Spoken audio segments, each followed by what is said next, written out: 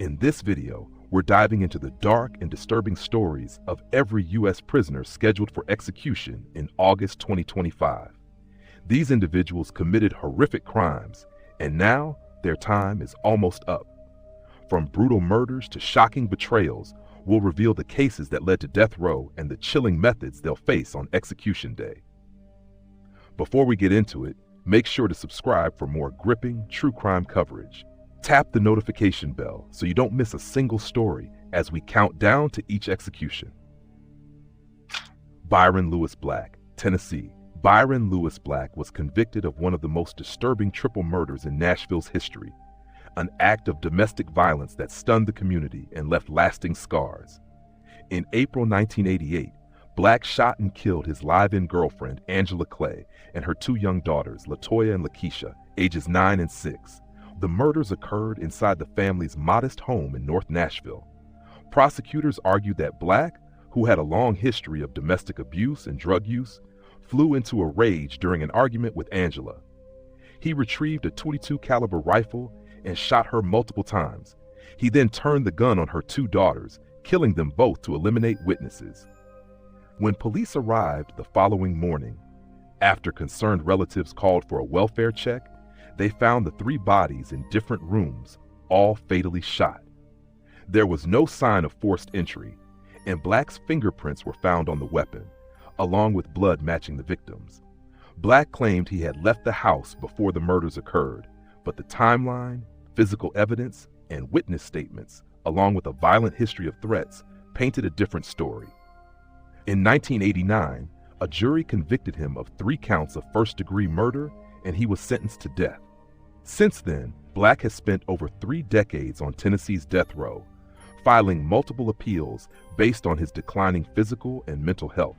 His attorneys have argued that his dementia, schizophrenia, and multiple strokes have left him unfit for execution. But those efforts have failed to stop the clock. Byron Lewis Black is scheduled to be executed by lethal injection on August 5, 2025 at 10 a.m. CST inside Riverbend Maximum Security Institution in Nashville. His execution has gained renewed attention in 2025 due to an unusual legal challenge. Black currently has an implanted heart defibrillator, a device that could potentially interfere with the lethal injection chemicals. His defense team requested that the device be deactivated prior to execution, raising questions about medical ethics and execution protocols. A judge approved the request, setting a precedent for how end-of-life medical devices are handled on death row. If the execution proceeds as scheduled, Black will become one of Tennessee's oldest and longest-serving death row inmates to be put to death in the modern era. Edward J Zaksheski II, Florida. Edward J Zaksheski II was convicted of committing one of Florida's most haunting family murders, a calculated act that left an entire household dead and a community horrified. In May 1994, Zaksheski killed his wife Susan and their 2 children, 7-year-old Zachary and 5-year-old Jeremy, inside their home in Shalimar, Florida. According to court records, Zaksheski waited until his children were asleep before attacking. He first bludgeoned Susan with a metal bar, then used a kitchen knife to fatally stab her. Afterward, he turned his attention to the boys, first stabbing Zachary multiple times in his bedroom, then smothering Jeremy in his sleep. The murders were carried out in silence. Neighbors heard nothing. Rather than turning himself in, Zaksheski fled the state and went into hiding. He was eventually captured in Hawaii, where he had relocated under a false identity. Upon his arrest, he confessed to the killings, claiming that the stress of his failing marriage and fear of losing custody of the children had pushed him over the edge. In 1996, he was found guilty on 3 counts of first-degree murder. The jury voted unanimously for the death penalty, citing the cold, deliberate nature of the crimes and the defenselessness of the child victims. Zaksheski is scheduled to be executed by lethal injection on July 31, 2025 at Florida State Prison in Rayford. Though technically set for the last day of July, his execution falls just before a wave of August executions, placing him squarely in the national spotlight for summer 2025. At age 60, Zaksheski has exhausted all appeals. Florida Governor Ron DeSantis signed his death warrant in early 2025, reaffirming the state's commitment to pursuing executions in long-delayed cases involving children and domestic violence. Zaksheski's execution will be Florida's 5th in the year and is expected to draw attention due to the tragic loss of life at the heart of the case: 2 young boys who never had a chance. Kale Barrington Bates, Florida. The crime that sent Kale Barrington Bates to Florida's death row began on a quiet morning in May 1982, but what unfolded that day was anything but quiet. Bates, then 23, entered a Pensacola insurance office under the pretense of asking about a policy. There, he encountered Janet White, a 28-year-old employee working alone. According to court records, Bates forced Janet at knife point into his car and drove her to a remote wooded area outside the city. Evidence presented at trial showed that he attempted to sexually assault her, and when she resisted, he beat and fatally stabbed her. Her body was discovered 2 days later by hikers, left partially concealed under brush. The investigation quickly pointed to Bates, who had a prior record of sexual assault and attempted abduction. Witnesses described his vehicle and matched it to surveillance photos taken near the scene. DNA evidence, along with his fingerprints inside the office and on Janet's purse, led to a swift arrest.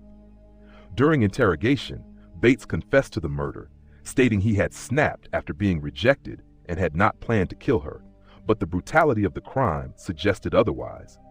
In 1983, a Florida jury found him guilty of first-degree murder, kidnapping, and attempted sexual battery. He was sentenced to death later that year. Over the next 4 decades, Bates filed numerous appeals, all of which were denied.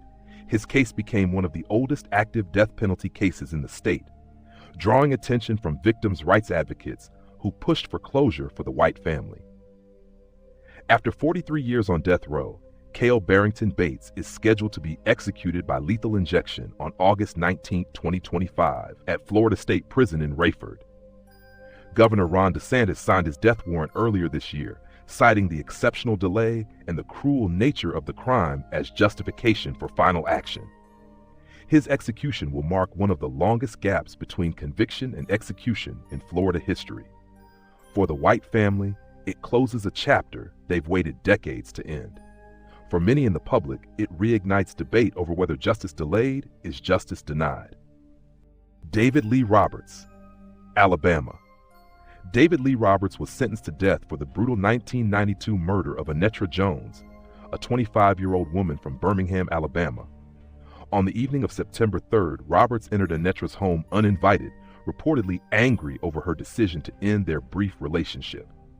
According to prosecutors, what followed was an act of calculated and cold-blooded violence. Roberts shot Anetra once in the chest with a stolen handgun, killing her instantly. He then doused the living room with gasoline and set the house on fire in an attempt to destroy evidence and conceal the crime. Neighbors spotted flames and called the fire department. Firefighters discovered her body inside the charred remains of the home, and an autopsy later revealed that she was dead before the fire was set. Roberts fled the scene but was arrested within 48 hours. A search of his car turned up a gas can, a .38 caliber pistol, and a blood-stained shirt. Ballistics matched the gun to the bullet recovered from Anetra's body. During the trial, witnesses testified that Roberts had made threats against Anetra in the days leading up to her death. He showed no remorse and maintained his innocence despite overwhelming forensic and circumstantial evidence. In 1994, he was convicted of capital murder during the commission of arson, a charge that automatically made him eligible for the death penalty in Alabama. The jury recommended death by a vote of 10-2, and the judge upheld the sentence. After 31 years on death row, David Lee Roberts is scheduled to be executed using nitrogen hypoxia, a relatively new method involving the inhalation of pure nitrogen gas, causing death by lack of oxygen. His execution is set for August 21st, 2025, at Holman Correctional Facility. This will be Alabama's 6th execution using nitrogen gas and the 7th in the United States overall. The method remains controversial, with supporters arguing it is more humane than lethal injection, and critics claiming it is untested and potentially traumatic. Roberts chose nitrogen hypoxia over lethal injection, which Alabama law allows for inmates sentenced before 2018. His legal team has not contested the method, signaling that no further appeals are expected. Barring any intervention, his execution will proceed as scheduled, closing the chapter on one of Alabama's longest-running capital cases.